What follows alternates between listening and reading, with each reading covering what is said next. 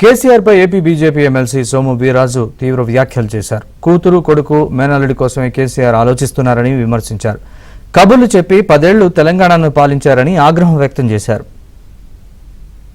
కేసీఆరే పెద్ద గుంట నక్క, రాత్రులు నిద్రపోనటువంటి నక్క, ఊగిపోతున్నటువంటి నక్క, గుంట నక్కే పెద్ద కేసీఆర్.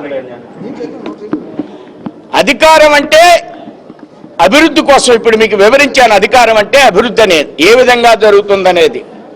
అలాంటి అభివృద్ధి కాకుండా వాళ్ళ అమ్మాయి అభివృద్ధి చెందాలి, వాళ్ళ మేనలు అభివృద్ధి చెందాలి, వాళ్ళ అబ్బాయి అభివృద్ధి చెందాలి. అది గుంటనక్క.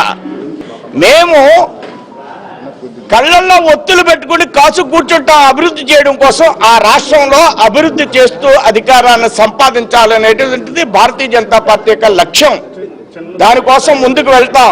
ఇలాంటి కళ్ళబొల్లి కబుర్లు చెప్పి ప్రజల్ని అట్రాక్ట్ చేస్తామని 10 సంవత్సరాలు నమ్మించాం. ఇంకా అలాంటి అవకాశం లేదు. ఇలాంటి మాటలను వెంటనే నిలుపుదల చేయాలని నేను